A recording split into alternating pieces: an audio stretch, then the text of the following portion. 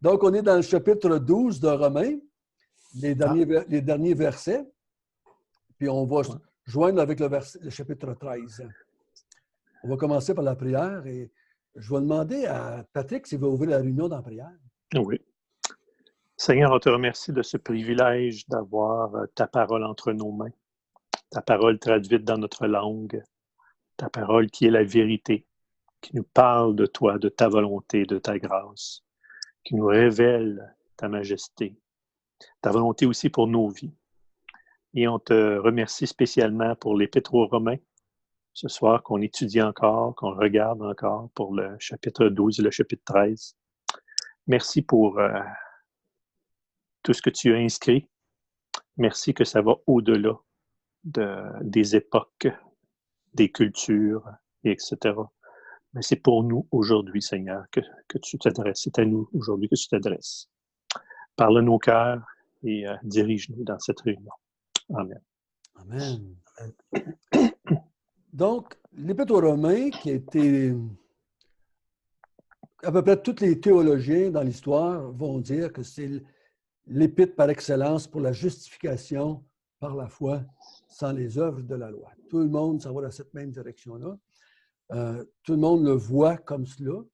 Et en général, les théologiens voient bien qu'il y a un besoin de démontrer que tous les croyants de tous les arrière-plans ethniques ou religieux ou de nations ou de païens ou de juifs ont besoin de savoir que l'Église est une, que tout le monde a été sauvé de la même façon, tout le monde a été justifié de la même façon, tout le monde fait partie du corps de la même façon, tout le monde est à une place de la même valeur aux yeux de Dieu dans le corps de Christ.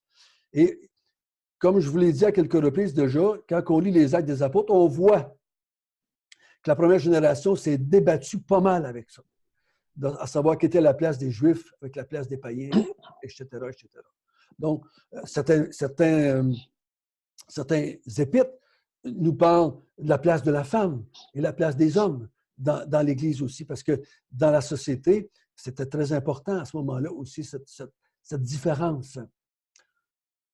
Ce matin, je parlais avec une sœur, on parlait de Hébreux 13, sur le verset « Que le mariage soit exempt de toute souillure, que le lit conjugal soit exempt de toute souillure, car Dieu jugera les débauchés et les adultères. » Si on le sort de Hébreux, puis qu'on fait juste partager le verset entre nous, on va parler que il ne faudra pas commettre l'adultère. Il ne faudra pas commettre l'adultère, il faudra rester fidèle à nos conjoints. Mais la question, c'est que je me demandais, c'est pourquoi est-ce que l'auteur l'amène là, lui? Après 11 chapitres à parler du temple, des sacrifices, de grands prêtres, de nouvelle alliance, tout ça, et dans le chapitre 11, qui nous amène tous des exemples de foi qui ont persévéré dans la foi jusqu'à la fin et qui sont morts, tout d'un coup, il nous amènerait, bon, mais là, parenthèse, soyez des bons chrétiens, ne trompez pas vos conjoints. Ça fait un peu drôle d'emmener ça comme ça, paf, dans la réunion, dans son épître. J'ai dit, comment est-ce qu'on peut le mettre dans le contexte et voir que ça fait du sens dans le contexte? Pourquoi emmener ça là? Que là, j'ai fait comprendre la culture à ce moment-là était... Là, j'ai dit, tu parles comme une chrétienne du 21e siècle, 2018. On a de la misère à comprendre les relations hommes-femmes à cette époque-là, surtout dans des moments où la persécution règne, les chrétiens sont en difficulté financière, les chrétiens pensent retourner faire des sacrifices dans le temple, et là, tu as des problèmes de conjugaux qui arrivent. Là, il faut que tu le mettes dans ce contexte-là. Et j'ai dit, il était même impossible à un homme à ce moment-là de penser, moi, je vais retourner au temple, mais toi, ma femme, tu peux continuer à l'Église baptiste. Ça ne se pensait même pas dans la tête des jeunes à ce moment-là. On ne pensait pas comme ça. Ça ne se vivait pas comme ça. Dans notre société, à nous autres, on est cool. On peut dire à notre conjoint, tu peux faire ce que tu veux. J'en connais des couples qui sont... Le gars dit, bah, OK, si tu vas à l'église baptiste, vas-y. Vas-y, moi, je ne vais pas, mais soit si tu veux y aller, vas-y. On reste un peu cool, là, dans ce sens-là, parce qu'on est dans une société qui permet ça. Mais dit dans le temps où est-ce qu'on passerait même aujourd'hui à l'islam. T'imagines-tu, toi, ce qui se passerait si une femme décide de devenir chrétienne, puis que son mari ne veut pas? Il ne va pas dire, oh, ben, c'est pas grave, deviens chrétienne si tu veux, moi, je vais continuer à pratiquer l'islam. Non, ça ne se marcherait pas comme ça. Donc, il faut bien comprendre le contexte. Qu'à ce moment-là, dans l'Épître aux Romains, il y a des conflits intérieurs qui reflètent cette difficulté-là de s'adapter des différentes cultures. On le voit dans les actes. Parce qu'on veut imposer la circoncision, qu'on veut empêcher les inconvertis, pas les inconvertis, mais les païens, de manger de la viande telle sorte ou telle sorte de viande. On va en parler au chapitre 14. Ça fait 2-3 fois que je le mentionne. C'est important parce qu'il va revenir avec ça que c'est un problème entre eux autres. De mépris et de jugement les uns envers les autres parce que certains mangeaient pas, certains faisaient des fêtes, certains faisaient le sabbat, certains ne faisaient pas le sabbat. Il y avait des problèmes, là. Et l'apôtre Paul, ce qu'on va voir dans le chapitre 14, est obligé de leur dire, le royaume de Dieu, ce n'est pas ça. Vous vous ostinez pour en québécois, des bacatelles. Okay? Revenez au bon sens. Donc, quand on arrive au chapitre 12, il va donner des exhortations, des encouragements aux chrétiens pour bien comprendre les chapitres 1 à 11, si on est tous été aimés de la même façon par le Seigneur Jésus-Christ, on devrait s'aimer les uns les autres. Et l'amour des frères et sœurs, là, on parle pas de nos difficultés seulement relationnelles, mais le texte nous pousse plutôt à penser que tu ne crois presque pas que je suis un chrétien comme toi parce que je suis un païen, ou je suis un juif, ou que je suis un esclave, ou que je suis un maître, ou que je suis un homme ou une femme. Je ne sais pas si vous avez déjà remarqué, mais dans plusieurs épîtres, l'amour pour les frères et sœurs est un gauge assez fort pour déterminer si tu es un croyant ou pas. Il va même dire, si tu n'aimes pas les frères, tu n'aimes pas Dieu, autour de là. OK? Compte pas de menterie, si tu n'aimes pas les frères, tu n'aimes pas Dieu. Puis quand on dit qu'on n'aime pas les frères, ça ne veut pas dire que je n'ai pas de conflit avec les frères. C'est pas tout à fait ça. Ça va plus loin que ça. C'est que je te reconnais pas comme... Je t'honore pas comme je devrais parce que tu es un enfant de Dieu. Ce n'est pas mon conflit avec toi sur dois-tu avoir Internet ou pas. OK? Je suis en conflit avec toi par rapport au fait que tu es un enfant de Dieu. Ça, c'est une autre chose, là. OK? On va en reparler ce soir de cette idée-là. Et comment est-ce que je te perçois, toi, mon frère, ma soeur, qui est dans l'Église comme moi? On a vu la semaine passée qu'il a parlé par honneur réciproque. J'ai de prévenance. Je dois t'honorer. Et toi, tu dois m'honorer. OK? Donc, c'est important qu'on le comprenne que c'est ce contexte-là. Quand on a fini le chapitre 12, ou presque, la semaine passée, on a commencé à parler au verset 17, là, ne rendez pas le mal pour le mal, recherchez le bien devant tous les hommes. S'il est possible, autant que cela dépende de vous, soyez en paix avec tous les hommes. Donc, on s'était demandé si est-ce qu'il parle de tous les hommes de la planète ou tous les hommes dans l'Église. OK? Tous les hommes dans le sens, toutes les nationalités dans l'Église. Païens, romains, juifs. Ne rendez pas le mal pour le mal. J'ai dit un petit peu la semaine passée, il ne faut pas idéaliser l'Église. Il y a des choses qui se passent dans les églises qui sont difficiles. OK? Très difficiles. Donc, on en a vécu dans différentes églises des choses excessivement difficiles. Mais je crois qu'il faut faire attention de ne pas généraliser les conflits relationnels qu'il y a dans toutes les églises, qu'il y a toujours à avoir dans les églises, mais avec certains conflits où ce que l'auteur, des fois, il va dire, si tu ne fais pas ça, la conséquence qu'il nous dit qu'il va arriver, c'est trop fort pour juste des problèmes relationnels. Mhm. Vous me comprenez? Oui. S'il dit, si tu ne fais pas ça, Dieu va te condamner. Puis, je suis obligé de dire, c'est plus fort que juste que j'ai un problème de l'heure de la réunion le dimanche matin. Avec mon frère. OK? C'est pas tout à fait ça. OK?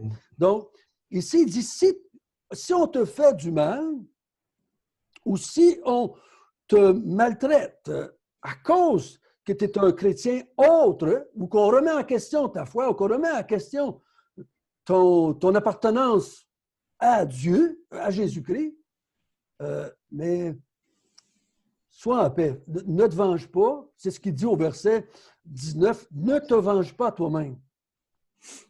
OK? Ne te venge point, bien-aimé, mais laisse agir la colère, car il est écrit, à moi la vengeance, à moi la rétribution, dit le Seigneur. Si ton ennemi a faim, donne-lui à manger, s'il a soif, donne-lui à boire, car en agissant ici, tu amasses des charbons ardents sur sa tête.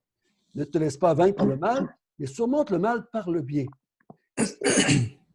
Je crois qu'une des idées, je ne sais pas comment vous l'avez entendu dans le passé, qu'on avait parlé, le fait qu'il dit ne te venge pas, laisse agir la colère de Dieu, on a vite dit c'était pour les païens, à l'extérieur.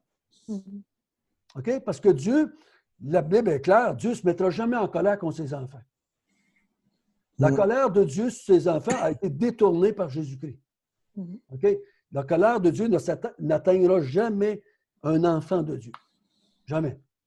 Donc, on a dit tout de suite, il doit parler des inconvertis. Donc, il dit, ne te venge point. Fait que là, je suis obligé d'attribuer le verset 19, 20 et 21 aux inconvertis. Je vais le prendre comme ça. Okay? Donc, je me dis, OK. Donc, il dit maintenant, si les inconvertis te font du mal, si les inconvertis te persécutent à cause de ta foi, mais ne te venge point, au contraire, fais-leur du bien. Je méditais là-dessus cette semaine, j'essaie de voir la réalité de cela. Dans un contexte de persécution sévère, est-ce que c'est vivable? Est-ce que c'est raisonnable de penser cela? Que mon voisin m'aime moins, que ma famille me rejette ou se moque un peu de moi, je peux vivre certaines... Je peux essayer de leur faire du bien malgré ça. Quand quelqu'un veut ma peau, tu peux pas y faire du bien, il veut ma peau, il veut me rejeter, il veut me faire mourir, comme c'était le cas dans la persécution qui était sévère à ce moment-là. Comment je vais vivre ça? Ce ne serait pas si évident que ça. Parce que la personne ne veut pas avoir de lien avec toi, ne veut pas t'approcher parce que tu es un croyant. Donc, ça serait difficile de pouvoir faire du bien. Mais il y en a qui disent, le bien, ça veut dire, je vais prier pour lui quand même. Si dans l'avenir, j'ai une occasion, je vais lui parler du Seigneur. Bon, OK. OK. C'est un fait, là. Si ce serait possible, ça arriverait comme ça. Mais est-ce qu'il n'y aurait pas une autre façon de le voir qui dirait, si on te fait du mal et qu'on te persécute et qu'on te cherche les troubles, mais dans l'Église, à cause que tu es un païen, ou à cause que tu es un juif, à cause que tu es une femme, à cause que tu es un esclave. Encore là, fais attention. Ce n'est pas à cause que tu ne sens pas bon. OK? Mais dans notre contexte de l'Épître aux Romains, c'est la justification par la foi sans les œuvres de la loi. Puis il parle toujours, depuis qu'on a commencé, c'est toujours dans l'Église. Jusqu'à date, puis vous allez voir, aussitôt qu'on va terminer la question de la vengeance ou des autorités avec Dieu, il va continuer encore, aimez-vous les uns les autres, il va continuer. Si on l'attribue aux païens, il y aura une parenthèse là, de mon comportement envers les païens. OK? Puis, si vous pensez comme ça, c'est bien correct. Mon comportement envers les païens, je ne dois pas me venger non plus. OK? Je ne veux pas sortir mon fusil, me battre contre ceux qui me persécutent. Je sais ça. Okay? Je crois que les chrétiens, généralement, le voient aussi. Ça. Mais je crois que l'auteur est plus dans la direction de nous aider à dire comment j'agis. Puis, si les gens dans l'Église me font du mal, mettons là, je saute encore au chapitre 14 parce qu'on va y arriver un jour ou l'autre. Si les frères me persécutent parce que je mange de la viande, puis on remet en question mon salut parce que moi, je mange de la viande, okay? Puis qu'on remet en question mon droit d'être dans l'Église parce que je suis un païen qui mange encore de la viande sacrifiée aux idoles, qu'est-ce que je fais? Est-ce que je me venge ou est-ce que je ne me venge pas? Mais la question, l'auteur, il dit, pour t'aider à ne pas te venger, là, je vais te donner un moyen, une vérité, un principe de base qui va t'aider à ne pas te venger. Parce que je peux te dire, ne te venge pas. Mais ce n'est pas si facile que ça, pas se venger. Hein? Tu peux me le répéter souvent, mais si on me fait des injustices, j'ai tendance à vouloir lever les poings aussi. À répondre, oui. Mais si je crois que l'auteur, l'apôtre Paul, va donner un principe de base pour qu'on comprenne, puis qu'on puisse avoir une vérité qui va nous aider à ne pas se venger. Elle va être vraie aussi sur les inconvertis, cette vérité-là aussi. OK? Mais j'essaie juste de le voir, est-ce que je peux l'appliquer avec l'Église? Je crois que l'auteur est en train de dire, si on remet en question ton salut parce que tu n'es pas un juif ou parce que tu es un païen ou que tu es un noir ou que tu es un romain, qu'on remet en doute cela, que tu es aussi aimé de Dieu, tu as ta place dans le corps de Dieu comme les autres, tu peux servir dans l'Église comme les autres, tu as le droit à toute l'espérance, à toute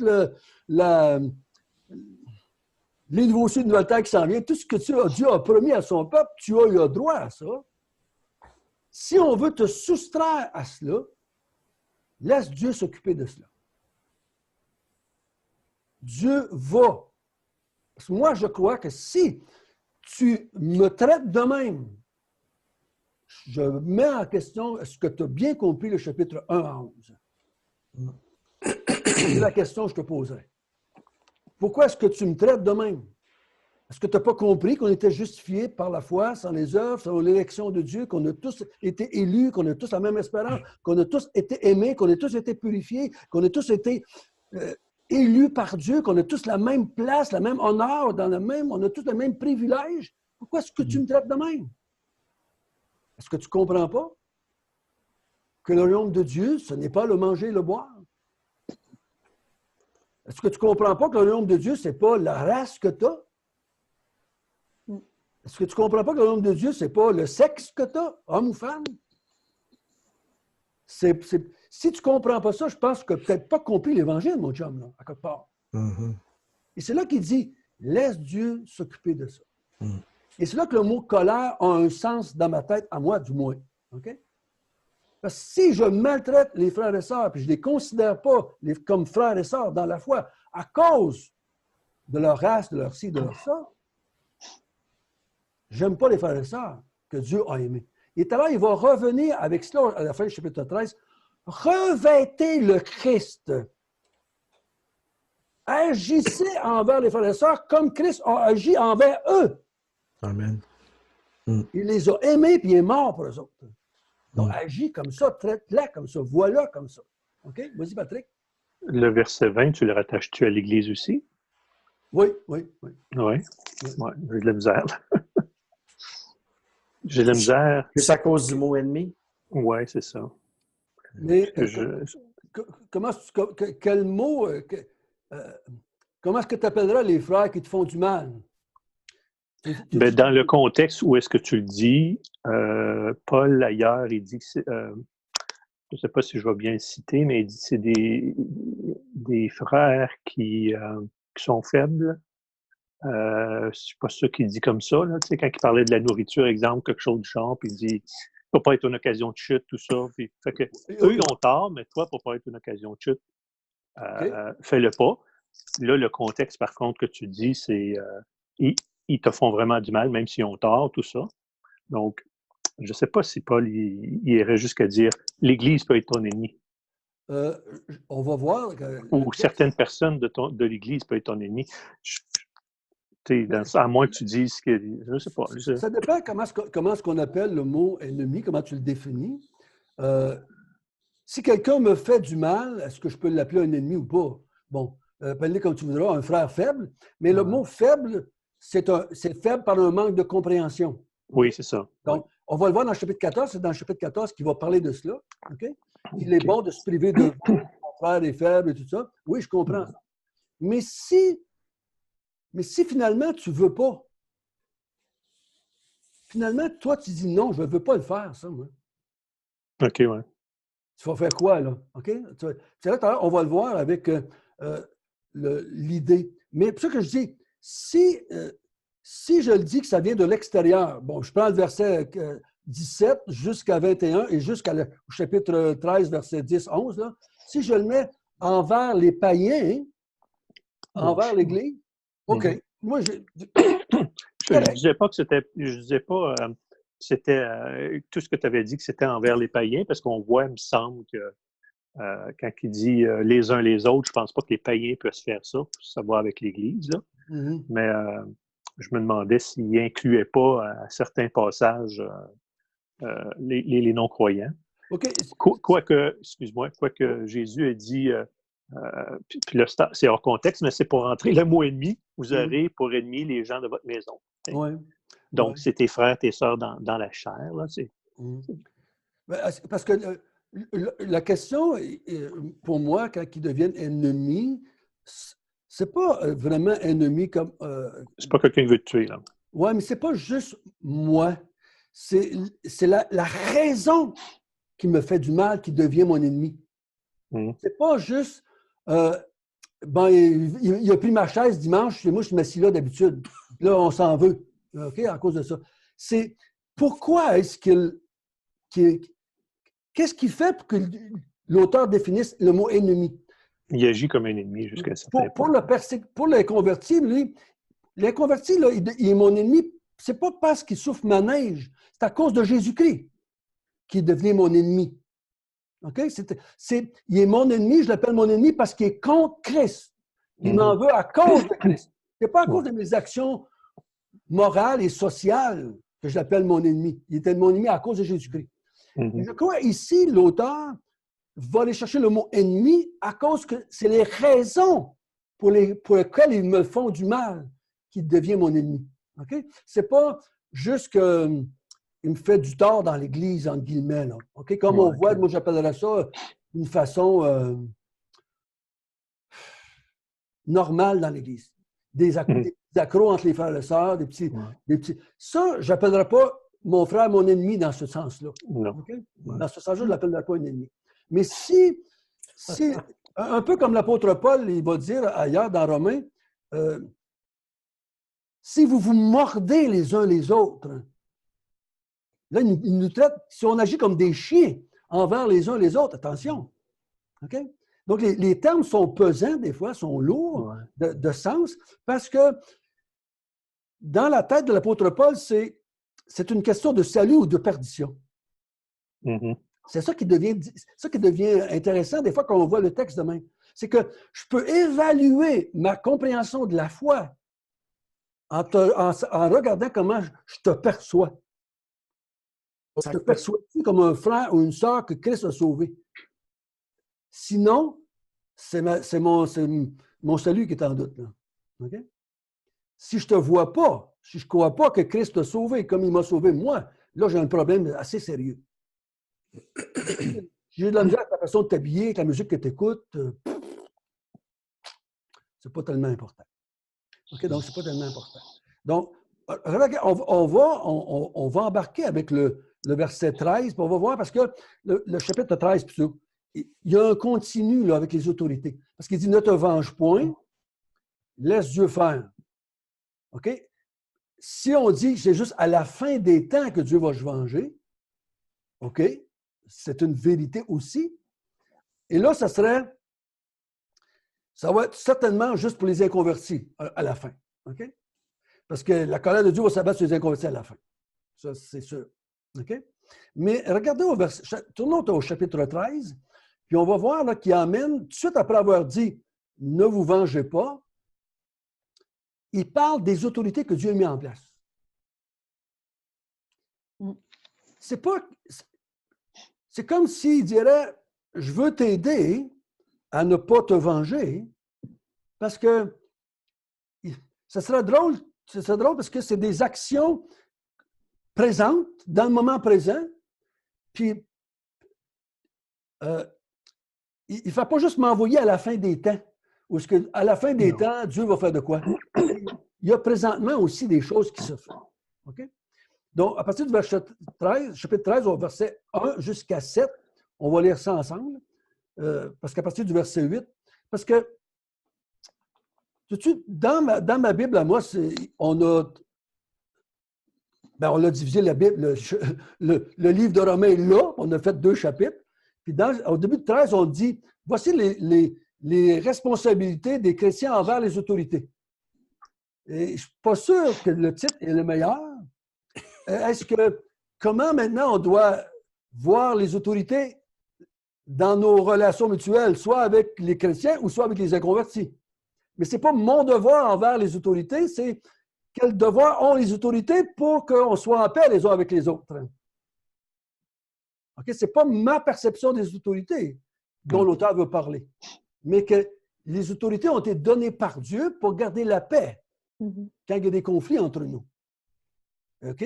Donc, avez-vous déjà remarqué que dans les Actes des Apôtres, les autorités romaines sauvent la peau des chrétiens en grande partie du temps?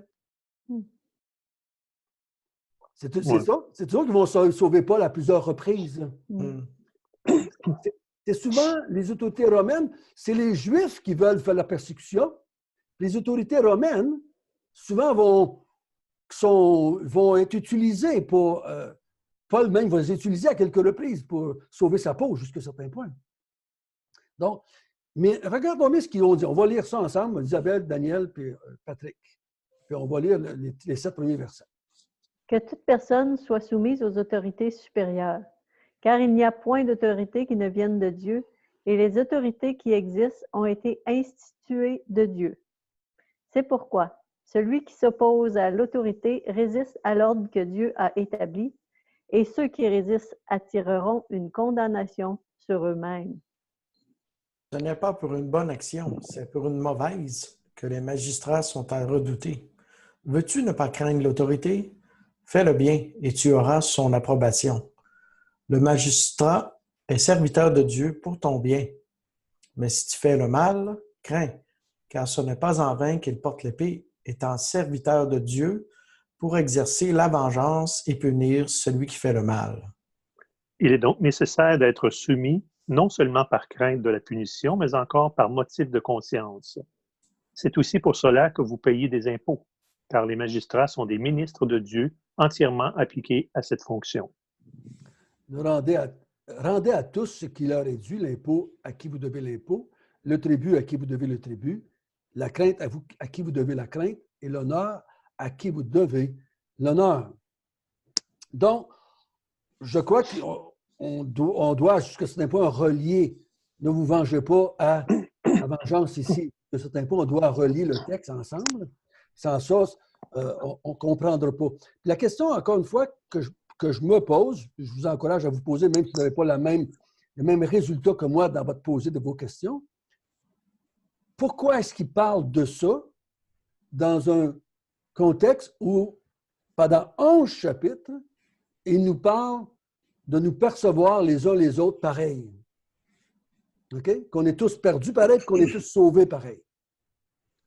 Pourquoi emmener tout d'un coup les autorités ou notre soumission aux autorités à l'extérieur? Ça ne semble pas en tout cas, une question.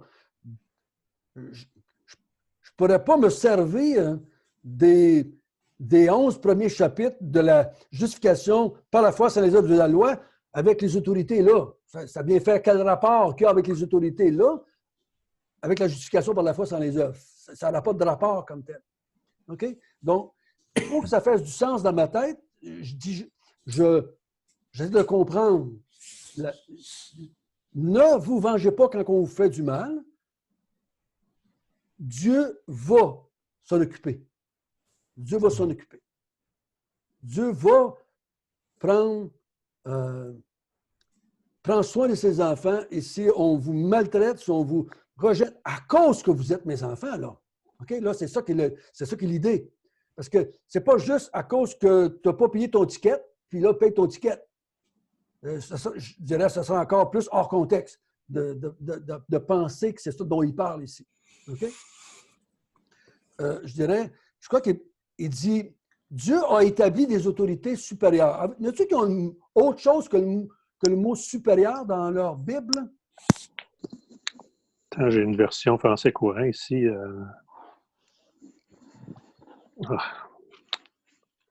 Ça dit, Romains 13, que chacun doit se soumettre aux autorités qui exercent le pouvoir. C'est ça. Et je trouve intéressant parce que là, ils mettent un verbe, puis dans le texte original, il y a un verbe là aussi. Parce que le mot supérieur, ça, pour nous autres, c'est un adjectif, mais c'est plutôt dans le texte, quand je suis allé voir aujourd'hui, hop, j'ai dit, quoi, c'est un verbe? Ça, pourquoi c'est les autorités qui exercent l'autorité, qui exercent le pouvoir, okay? qui ont une espèce d'autorité. Dans le verset 1, je ne sais pas si vous remarquez comme moi, il généralise les autorités supérieures. Okay? Toute autorité qui est dans le monde sont établies par Dieu. Mais ce n'est pas juste les autorités, qu'on pourrait dire, païennes. Là. Okay? Il y a toutes les autorités. Toute autorité qui exerce une certaine autorité ou un certain pouvoir, c'est tout Dieu qui les établit. On ne peut pas juste dire Dieu a établi toute autorité qui est pas sous son contrôle. Quand on pourrait dire, si on serait dans l'Ancien Testament, que le principe est encore vrai, Dieu, les rois que Dieu a mis en place, c'est en lui qu'ils avaient mis en place aussi. Là. Okay? Donc, ce n'est pas juste parmi les inconnus. Donc, il dit l'autorité est en place, puis elle a un rôle à jouer. Elle a un rôle à jouer dans le mal qu'on te fait. C'est ça qui est le contexte. Ne te venge pas si on te fait du mal. Fais du bien à la place, toi. OK? Donc, les autorités ont un rôle à jouer quand on te fait du mal. Donc, pour moi, le fait de savoir qu'il y a des autorités qui vont réagir, qui vont agir, ça m'aide, moi, à utiliser l'autorité. Si on serait au temps du Far West, où il n'y a pas d'autorité, je vais avoir tendance à vouloir faire justice moi-même, parce qu'il n'y a pas d'autorité en place. Okay? Mais si je sais qu'il y a une autorité, ça devrait m'aider à ne pas me venger moi-même, puis à utiliser l'autorité. Puis, l'auteur, je crois qu'on pourrait inclure, entre guillemets, des autorités dans l'Église aussi. Parce qu'il y a des autorités dans l'Église aussi établies par Dieu. Okay? Ce n'est pas juste le pouvoir politique dont on parle, mais aussi le pouvoir dans l'Église. Mais remarquez bien le verset 2, ce qu'il dit. C'est pourquoi celui qui s'oppose à l'autorité résiste à l'ordre que Dieu a établi, et ceux qui résistent attireront une condamnation sur eux-mêmes. Donc, il relie ici mon attitude aux autorités à la personne de Dieu. C'est pour ça que je ne suis pas capable de concevoir qu'il est en train de parler de respecter les limites de vitesse sur la route. OK? Parce que si je ne respecte pas une limite de vitesse sur la route et que je paye un ticket, je ne suis pas sous la condamnation de Dieu, moi, non. Mais si je rejette l'autorité que Dieu établit, je rejette Dieu dans mon contexte ici. Là. Et là, je vais être condamné. OK? Donc, quand je dis ça à un croyant, ça a de l'importance. Quelle attitude as-tu envers les autorités que j'ai établies? si tu rejettes les autorités que j'ai établies, tu me rejettes moi. Mais l'idée, c'est quoi? C'est quoi que... Il dit, j'ai mis en place l'autorité, autant dans le monde inconverti que dans le monde chrétien, parce qu'il y a des autorités aussi dans l'Église. Comment est-ce que tu perçois l'autorité? Si tu veux te venger toi-même, et tu ne me laisses pas à moi le rôle de venger, et le rôle que j'ai donné à certaines personnes de faire cela, et que tu décides que c'est toi-même qui te venge, tu me rejettes moi. Si tu me rejettes moi, tu as un problème avec moi. Okay? Pas avec les autorités comme telles, mais avec moi. C'est pour ça que je me dis, quand on parle de colère, puis qu'on parle de jugement, ou qu'on parle de condamnation, on a de la misère chez les croyants de penser que Dieu peut dire à un croyant, si tu ne soumets pas aux autorités, tu es sous ma condamnation. On a de la misère à penser que Dieu peut dire ça à des croyants. Parce qu'on pense que Dieu ne peut pas faire ça. Mais pourquoi dire ça à des chrétiens s'il n'y a pas de danger qu'il soit sous la condamnation de Dieu? Il y a une possibilité sans ça. Donc, je vais manifester mon attitude envers Dieu dans la façon que je vais regarder l'autorité qui est en place. Et si je regarde que Dieu a établi une autorité, je me dis, bien, je devrais utiliser les autorités pour, si on me fait du mal, je ne devrais pas me venger. Si on l'applique en dehors de l'Église avec des païens, ben on devra aussi le faire en tant que chrétien. Et on a plein de textes. Si ton frère a péché contre toi, va chercher de toi, va le dire à l'Église. Suis la chaîne de commande. Okay? Parce que en faisant ça, je me protège et je protège. Voyez-vous l'idée de vous aimer les uns les autres, de ne pas être hypocrite les uns avec les autres? Utiliser l'autorité que j'ai mis en place, ça vous protège vous et ça protège l'autre. C'est pas sûr que tu as raison, même si tu penses que tu as raison. OK? Donc, si tu laisses l'autorité agir, ça te protège toi et ça protège ton frère aussi et ta sœur. Parce que si vous êtes en train de vous tirailler et de vous chicaner parce que vous mangez de la viande, vous n'en mangez pas, vous avez le sabbat, vous ne faites pas le sabbat, hein, et que ça va produire de l'animosité et que ça va même faire des problèmes dans l'Église, au point de faire peut-être une division, entre guillemets. J'en ai vu, au moins que ça. Tu devrais peut-être utiliser les autorités que j'ai mises en place. Va chercher 2-3 frères, va chercher les anciens. Si vous devez aller vers les païens, va vers les païens, prends les juges, prends les avocats, réglez ça selon l'autorité que j'ai établie pour protéger les gens qui font le bien et punir les gens qui font le mal. Donc, pour moi, François, ça m'aide dans mon comportement avec les frères et sœurs. Okay? Ça m'aide avec mon comportement avec les frères et sœurs. Si moi, je suis en train de m'ostiner avec Daniel sur la question du manger, du boire, sur la façon de m'habiller, sur les fêtes, je vais aller voir des gens.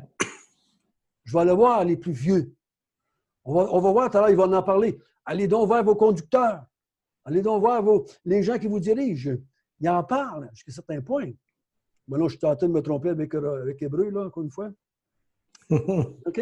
Mais je crois je devrais suivre la chaîne de commande normale et ça va éviter les conflits et les difficultés.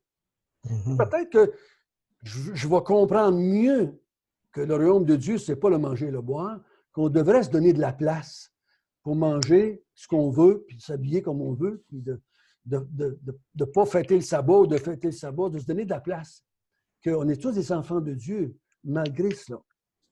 Et je crois que, pour moi, ça fait plus de sens dans ce côté-là que de dire ça s'adresse juste aux inconvertis.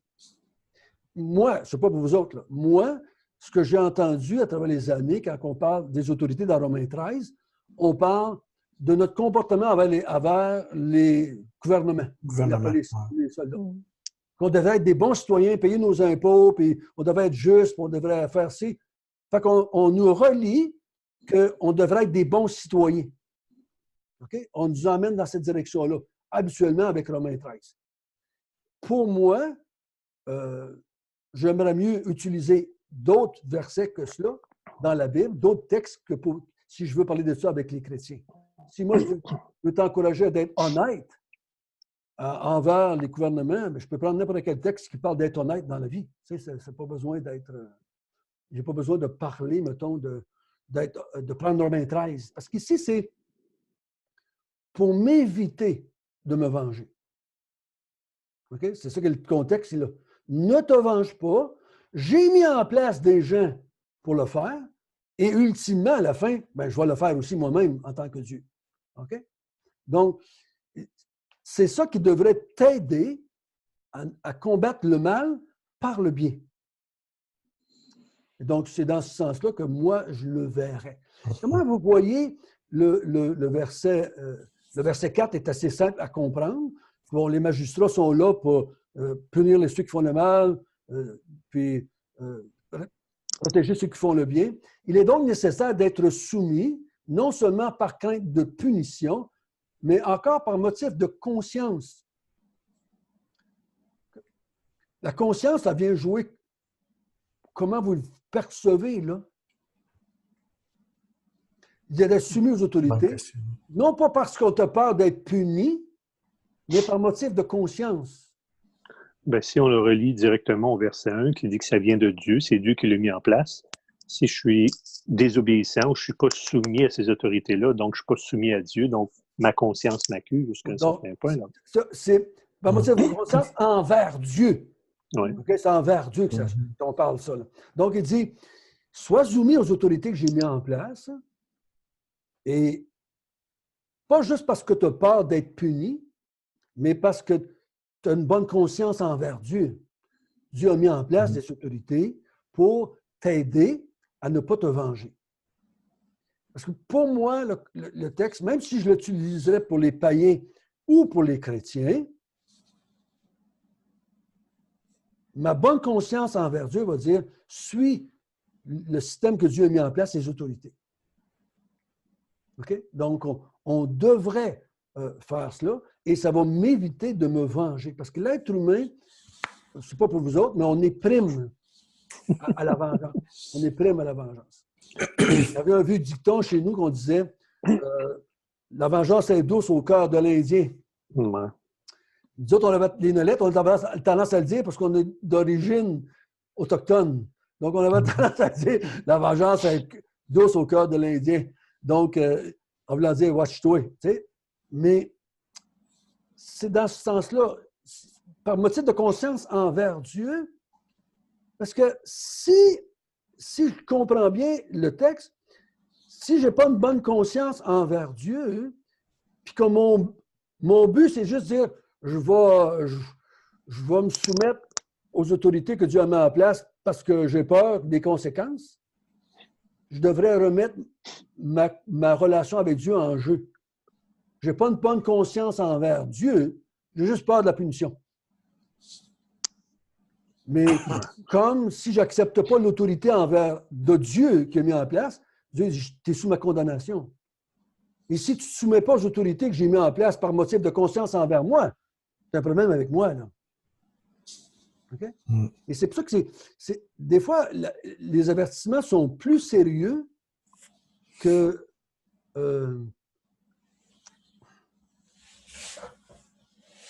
si je le comprends de même que juste de dire j'ai des petits problèmes relationnels avec les frères et sœurs alentour. C'est plus loin que ça. Il ne faut pas avoir peur de prendre les textes et de dire quelle est mon attitude envers les autorités que Dieu a mis en place, autant dans l'Église puis autant dans le monde. Quelle attitude que j'ai envers eux autres? C'est-tu la résignation? C'est-tu la crainte de la punition? Ou si je vraiment, par motif de conscience, c'est ça que Dieu a mis en place.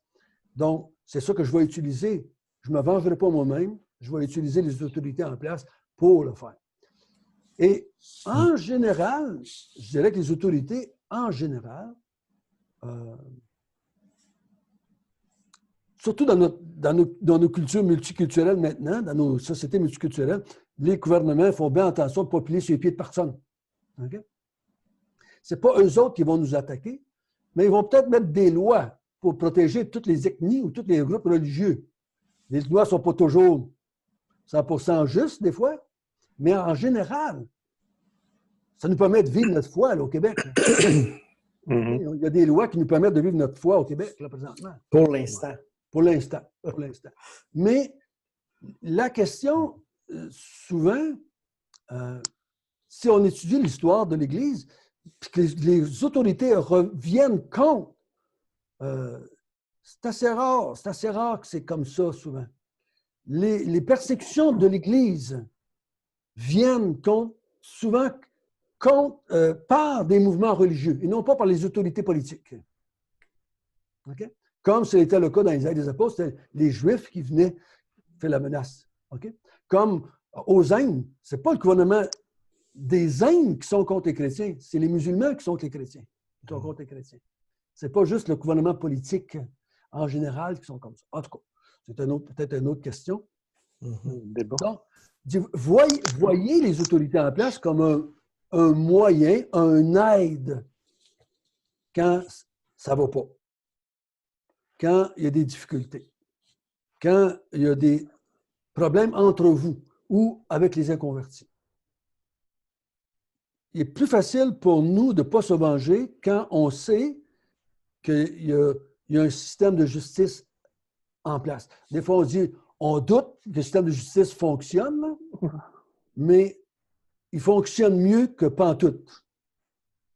Okay? Si on l'enlèverait complet, là, si on mettait ça à l'anarchie, on dirait on s'ennuie de nos polices. Okay? On s'ennuie de notre système policier. Mais c'est vrai quand on paye un ticket, on les aime moins. Mais si on les avait pas, c'est ça l'anarchie totale. C'est pas mal plus compliqué. Là. Mais, comme je dis, les deux sont valables jusqu'à certains points, si je le prends pour les inconvertis ou si je le prends pour les croyants. Mais dans ma tête, si je me dis, si je le ramène dans l'ensemble de l'Épître aux Romains, il me semble que ça fait plus de sens quand c'est les difficultés entre frères et sœurs dont on parle. C'est pour ça qu'il revient tout de suite au verset 8. Ne devez rien à personne, si ce n'est de vous aimer les uns les autres. C'est moi, le mot personne, là, c'est pas personne en dehors. C'est ne devez rien à personne, de vous aimer les uns les autres. Et là, je crois quasiment tout le monde ramène ça dans l'Église.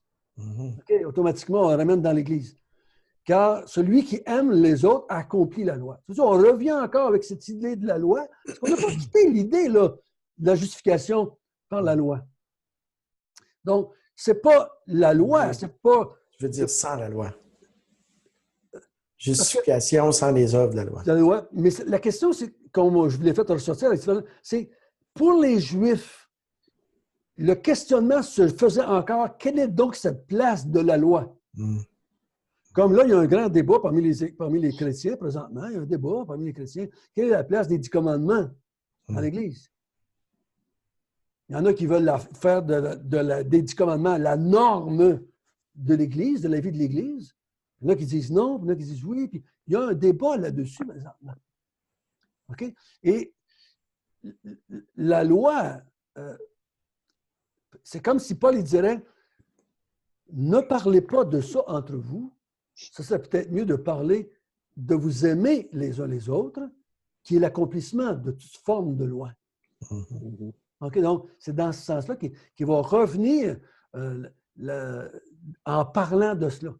Donc, les uns les autres, comme je l'ai dit, le chapitre 12 jusqu'à 16, les uns les autres sont constamment là. Donc, c'est pour ça que j'ai tendance à rentrer la question des autorités ou la question de ne pas vous faire de mal. Parce que avant ce texte-là, c'était les uns les autres. Après ce texte-là, on continue avec les uns les autres. On va continuer avec les uns les autres jusqu'à la fin du chapitre 16. Donc, je veux dire, c'est pour ça que j'ai tendance à vouloir entrer cela dans ce contexte-là. Donc, c'est dans ce sens-là que je le fais, que je trouve que ça fait plus de sens que de le sortir puis de dire quelle est mon attitude envers les autorités dans la société dans laquelle je vis. C'est dans ce que je l'ai dit dans OK? Il était 25, on a encore quelques minutes. Quelqu'un veut lire le verset 9, c'était Isabelle? En effet, les commandements, tu ne commettras tu ne commettras point d'adultère, tu ne tueras point, tu ne déroberas point, tu ne convoiteras point. Et ce qu'il peut encore y avoir se résume dans cette parole. Tu aimeras ton prochain comme toi-même. Bon, vous savez que quand on a demandé à Jésus que c'était le plus grand, c'était quoi le plus grand commandement, bien, lui, il l'a résumé comme ça aussi. Aime ton Dieu, aime ton prochain, c'est toute la loi. Pour l'auteur, c'est ce qu'il est en train de dire, cela, il dit, vous n'avez plus besoin de la loi pour fonctionner. C'est l'amour que Dieu a mis en vous maintenant qui va gérer votre conduite les uns avec les autres. Oui, Daniel? Je ne sais pas, c'est-tu dans Jérémie ou Ézéchiel qui disait je vais changer leur cœur, je vais mettre mes lois dans leur cœur. Oui, mais c'est ramené dans le Nouveau Testament, dans Hébreux, chapitre... Mais c'est tiré d'une prophétie, là? Oui, c'est tiré de la Nouvelle Alliance, les prophéties de Jérémie sur la Nouvelle Alliance. Donc, je vais enlever votre cœur de chair, votre cœur de pierre, va mettre un cœur de chair. Je vais mettre mon esprit en vous, je vais écrire mes lois dans leur cœur. C'est qu'il n'y aurait plus de besoin de pression extérieure. C'est quelque chose de l'intérieur. Change ton cœur, automatiquement, tu vas vouloir aimer. Puis, on comprend, quand on le prend du côté naturel, on comprend bien facilement que aimer nos propres enfants, c'est plus naturel que d'aimer les autres à l'extérieur. Il y a quasiment un lien naturel là, qui est là, qui fait qu'on a tendance à vouloir faire de quoi pour nos enfants. C'est instinctif, presque, je peux le dire. Oui, c'est pas quasiment naturel, c'est ça, c'est lien de sang. Quand on le met du côté spirituel, ce lien-là que Dieu a créé entre nous, ce fait qu'on s'appartient les uns les autres, qu'on forme un même corps, on va vouloir avoir une vie commune avec les frères et sœurs. C'est pour ça que je dis que mon attitude envers les frères et sœurs manifeste beaucoup si j'ai été transformé de l'intérieur. OK? C'est très fort. Et parce que il est facile de crier la foi, mais la Bible, elle nous dit un peu, dans plusieurs livres, plusieurs lettres, qu'il y a des genres de petits tests, des genres de petites façons de voir si on l'a ou on ne l'a pas. OK? Donc, il y a différentes façons de le voir. Non pas que Dieu ne le sait pas, c'est nous autres qui doivent s'interpeller. Dieu sait très bien en qui il a travaillé, en qui il a fait les choses. OK, verset 10. Daniel, veux-tu le lire? L'amour ne fait point de mal au prochain. L'amour est donc l'accomplissement de la loi. Donc, c'est pour ça qu'on revient avec l'idée que la loi, on n'est plus dessous, on n'est plus avec, on n'a plus besoin. Donc, l'amour ne fait pas de mal à son prochain. Donc, l'amour, c'est l'accomplissement de la loi. C'est ça maintenant qui a remplacé la loi de l'Ancien Testament. C'est l'amour que Dieu a mis en nous. Oui, Daniel? On regarde à Jésus, il vivait sous l'Ancienne Alliance. Fait que lui, la loi, il n'y avait pas le péché. Fait que pour lui, la loi ne le condamnait pas. Non, on ne pouvait pas le condamner. Il a été capable de l'accomplir. Ben, je veux dire, il l'accomplissait naturellement. Je veux dire, il n'y avait pas de péché. Il a accompli si tu mets le mot loi, là, 10 commandements, oui, c'est vrai, il a accompli les 10 commandements. Ça a coupé, François. Il a accompli... C'est vrai qu'il a accompli les 10 commandements, parce qu'il n'a pas péché. Mais quand il dit qu'il a accompli la loi, il a accompli plus que ça. Okay? Il a accompli la loi dans le sens de grand prêtre, de sacrifice, d'autel, de sang. Il a tout fait. Il a accompli la loi dans ce sens-là. Il ne faut pas penser que quand Jésus dit « Je suis venu pour accomplir la loi », qu'il parle « Je suis venu pour observer les 10 commandements ». Non. Oui, il a observé les 10 commandements. Mais la différence entre lui et moi, c'est que lui, il n'a pas de nature pécheresse. Moi, je suis condamné avant de commencer à faire de quoi? Par naissance, je suis condamné. Okay? Parce que je suis une nature pécheresse. Jésus, il n'a pas cette nature pécheresse-là. Donc, il n'est pas condamnable de par nature. il aurait été condamnable s'il avait péché, bien entendu. De par nature. Moi, je suis condamnable, même si je ne ferais jamais de péché. C'est ce qui est impossible, là, mais même si je n'en ferais pas, je suis condamnable d'abord parce que je suis par nature condamnable. Donc, c'est dans ce sens-là. Donc, la loi, je peux la laisser tomber, puis je ne devrais pas l'emmener dans mes arguments, dans mes débats avec toi, je ne vais pas m'en servir pour gagner un argument, mais on devrait plutôt se servir que de l'amour comme façon de rentrer en relation. Donc, Dieu a dit, puis Dieu, tu ne devrais pas faire, tu devrais faire, tu ne devrais pas faire. Les ne pas et les pas, là, c'est pas ça qui va nous amener vraiment à fonctionner. Il dit, c'est l'amour que Dieu a eu pour moi et pour toi qui devrait être de nous pousser à. Parce que ma capacité de t'aimer, il faut qu'elle vienne de Dieu. Il faut qu'elle vienne de Dieu, cet amour-là. Puis elle va être stimulée, je pourrais dire, par le fait que je sais que toi, tu es un aimé aussi. Toi aussi, tu es un enfant de Dieu. Toi aussi, tu es un chéri de Dieu, un bien-aimé de Dieu, un enfant de Dieu. Toi aussi, tu l'es. Donc, c'est ça qui devient ma raison d'agir envers toi, et non pas une loi quelconque. OK? Amen. Est-ce qu'on le finit, notre chapitre, avant de terminer? Qu'est-ce qui reste, là? Il reste que on va le faire parce que c'est trop important. Regardez le verset 11, c'est drôle, là. On continue. Vas-y, Daniel, on va prendre juste quelques minutes. Cela importe d'autant plus que vous savez en quel temps nous sommes. C'est l'heure de vous réveiller en fin du sommeil, car maintenant le salut est plus près de nous que lorsque nous avons cru. Patrick? OK. La nuit est avancée, le jour approche. Dépouillons-nous donc des œuvres des ténèbres et revêtons les armes de la lumière. Marchons honnêtement comme en plein jour, loin des excès et de l'ivrognerie, de la luxure et de l'impudicité, des querelles et des jalousies. Mais revêtez-vous du Seigneur Jésus-Christ et n'ayez point soin de la chair pour en satisfaire les convoitises. C'est intéressant ici qu'il dit l'amour ne fait point de mal donc l'accomplissement de toi. Cela importe d'autant plus que vous voyez la fin du monde s'en venir. C'est drôle de me donner ça comme motivation. Je trouve ça drôle que tu veux me motiver à aimer les frères et sœurs. C'est plus important là, parce que la fin du monde s'en vient. Okay?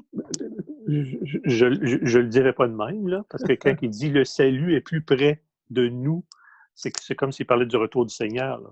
C'est ça que je te dis? Oui? Ouais. C'est ça. Oui, mais c'est la fin du monde. C'est okay. C'est ça que je voulais dire. Le retour du Seigneur. J'aurais dû dire le retour du Seigneur est plus proche. Mais c'est vrai que aime ton frère et sœur d'autant plus que tu vois le retour du Seigneur qui s'en vient. Comment ça va faire pour me motiver? Ça fait drôle comme motivation que je t'aime, mon frère, ma sœur, parce que Jésus revient bientôt. Ça fait drôle de dire ça comme cela. Pourquoi dire cela? Comment vous interprétez cette motivation-là de l'apôtre Paul? Aimez-vous les uns les autres, d'autant plus que vous voyez arriver le retour du Seigneur. On va dire ça comme ça, Patrick, ça va être plus fort. OK? C'est pourquoi il dit c'est l'heure de vous réveiller en fin du sommeil. Oui. C'est bizarre. Donc, il les appelle. Vas-y, Patrick. Vas-y. Non, vas-y, tu t'en allais bien. Là. Il les appelle à un changement. Hein? Ouais. Parce qu'il dit c'est le temps de vous réveiller, c'est le temps.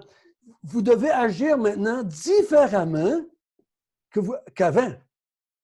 Votre comportement sous la loi, sous les régimes politiques, sous le fait que vous étiez tous des gens de nations différentes, de religions différentes, qui vous haïssiez avant, que vous n'aviez pas d'affection mutuelle et naturelle les uns envers les autres, vous devriez avoir un changement maintenant. Okay? Vous devriez avoir un changement et d'autant plus que vous voyez que celui qui vous a tous sauvés, celui qui vous a tous aimés, celui qui vous a tous choisis est élu et justifié par la foi. Il s'en vient bientôt. Mm. OK? Ça fait du sens dans ma tête, plus. Il dit, vous ne devriez plus agir comme avant. Maintenant, vous devez manifester dans l'Église que vous êtes un peuple. Vous avez tous été choisis. Vous avez tous le même Père, vous avez tous le même frère que Jésus-Christ, vous avez tous le même salut, la même élection, la même destinée. Donc, ça devrait se refléter dans vos relations les uns avec les autres. Et il dit, sortez de ce monde-là dans lequel vous étiez avant et venez vivre une vie différente. Là. Il ne m'appelle pas ici, je crois, juste à devenir un meilleur citoyen ou une meilleure personne. Si ça serait ça, l'Église est en difficulté parce que l'Église a ses problèmes à elle de relation, de moralité, de difficulté. Et parce que là, il dit, c'est comme si on aurait quasiment l'impression qu'il dit, tu devrais dire ça à des inconvertis, Paul. Réveillez-vous, sortez de ça, marchez dans la lumière, éloignez-vous des orgies, des ivrogneries, de la luxure, de la débauche, des querelles, des jaloux. Éloignez-vous de ça, là. J'ai dit, c'est-tu le problème, ça? T'as quoi? Qu'est-ce qu'il veut dire? Puis, d'autant plus que Jésus s'en revient, donc je me disais, mais ça serait un bon verset pour faire l'évangélisation. Avec quelqu'un, je me dis, qu'est-ce qu'il veut dire? Mais il nous prépare, là, puis il va tourner le chapitre 14. Hein, il va nous préparer au chapitre 14, parce qu'il va nous parler de nos différends, de nos difficultés de s'entendre, de nos problèmes à l'intérieur. Okay? Qu'est-ce qui causait ces difficultés-là qu'on va voir au chapitre 14? Et je crois pas que l'Église de Rome qu'on a vu au chapitre 1, qui était renommée dans le monde entier, qui fonctionnait, qui était une Église immorale, dans le sens qu'elle vivait des orgies, puis des ivrogneries, puis d'adultère. Mais je crois qu'ils appellent à changer leur façon d'être avant. Puis je vous lance l'idée, je vous en lance des fois des idées, je vous lance l'idée que les Romains et les païens, comment ils fêtaient, comment ils pratiquaient leur religion, ça reflète pas mal le verset 13. Ouais. Okay? Okay. C'est pas l'immoralité dans l'Église, c'est comment vous viviez avant, avec toutes vos religions païennes aussi, là. OK? Que vous saviez, vous viviez dans les orgies, dans la luxure, la débauche, tout ça, ça reflétait leur façon de vivre aussi avant. D'où le verset 14, n'ayez pas soin de la chair pour satisfaire les convoitises. Donc, mais il dit, revêtez-vous du Seigneur Jésus-Christ. Puis là, comment est-ce qu'on fait ça? On pourrait mettre ça à un beau spirituel, mais pour moi, ça veut dire, si je me revêts d'eux, j'agis comme. Moi, l'illustration qui vient dans ma tête, si je mets un habit de police, je devrais agir comme une police. Si je me revêts d'un habit, je vais agir en conséquence de l'habit que j'ai. Si je me revêts de Christ, je vais agir comme Christ agirait envers toi. Okay?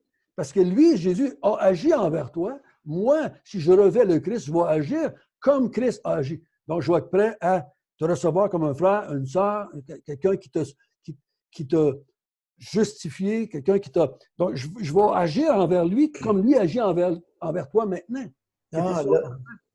Là, je comprends. L'autre jour, j'ai mis un tablier, je me suis mis à faire le souper. C'est drôle, mais l'exemple est valable, Daniel. Si je revêts un habit quelconque, je vais agir en conséquence de mon habit. Tu devrais le mettre plus souvent, ton habit. Accroche-le pas loin de la porte. Il n'aurait pas dû dire ça. Tu vas te faire agacer. Mais c'est dans ce sens-là que je le verrai. Bon, OK, on y reviendra si vous avez des questions la semaine prochaine. Mais vous pouvez le lire dans les deux sens. Je crois qu'il dit, bon, maintenant, dans mes relations avec mes frères et sœurs, je vais agir de la même façon que Christ agirait envers eux. Ou qui agit envers eux maintenant parce qu'il les voit comme ses enfants. Ça prend la grâce de Dieu. Oui. Mais cette grâce-là, on l'a. Mm. Elle nous a été donnée à nous. Souvent, on oublie que nous sommes des graciés, qu'on devrait être des gracieux aussi envers les autres, là, qui ont été graciés, eux autres aussi. C'est parce que des fois, j'ai l'impression que j'ai eu besoin moins de grâce que lui ou que elle. Mais j'ai eu la même grâce. J'ai eu la même grâce. Donc, je vais être capable de, si je me revêts du Christ, je vais être capable de voir que Christ a sauvé l'idolâtre qui est assis dans le même banc que moi, là, qu'on va voir dans le chapitre 14. Jésus a sauvé le Juif qui est assis avec moi aussi dans le banc, là, ou l'esclave, ou le maître, ou la femme qui est là. Il les a sauvés. Donc, lui, il n'a pas regardé qu'est-ce qu'il mangeait, quelle sorte de religion qu'il pratiquait avant. Il les a ajoutés au corps de Christ, malgré leur vie qu'ils faisaient avant. Donc, moi, je dois les ajouter dans le corps de Christ aussi, au même niveau que moi. Et c'est ça qui va refléter l'harmonie. Qu'on est le corps de Christ, qu'on est le peuple de Dieu. Ce n'est pas ma moralité qui va faire que je vais refléter que je suis le peuple de Dieu. Les Mormons sont capables de le faire. Les témoins de Jéhovah sont capables de le faire. Très capable de le faire. Et si vous allez voir, il n'y a pas plus de divorces chez les témoins de Jéhovah qu'il y en a chez les baptistes. Okay? Il n'y en a pas plus de gros problèmes. Aux États-Unis, ils engagent des Mormons parce qu'il y a tout du monde honnête et travaillant. Okay? Donc, dans ma ville, moi, il y a une grosse compagnie qui engageait tous les baptistes parce qu'ils disaient ils n'ont pas besoin de contremaître, ils travaillent. Mais ce n'est pas la moralité. C'est le fait de voir qu'il y a un peuple maintenant qu'avant d'être dans ce peuple de Dieu-là, c'était l'animosité entre eux autres. Chacun pour soi. Chacun pour soi, puis c'était la haine, la colère entre eux autres. Mais de voir que le Juif est assis aux côtés du Romain, qui était sous la dictature des Romains, parce qu'il était sous l'Empire romain, qui était dans l'Église, puis qui chante le même Dieu. Ça, pour moi, ça reflète l'amour de Dieu. Que c'est un miracle de Dieu, c'est l'œuvre de Dieu. Okay? Ça reflète ça. OK? OK, donc on va arrêter là pour aujourd'hui. Et je vais terminer dans la prière, si vous voulez bien. Notre bon Père du ciel, merci. Merci pour ce que tu nous as dit. Merci que tu as mis en place les autorités pour nous aider à vivre en paix les uns avec les autres, nous aider à ne pas se venger. Toi, c'est ta responsabilité à toi, c'est ton rôle à toi d'intervenir quand les gens nous font du mal à cause que nous sommes tes enfants. C'est ta responsabilité à toi.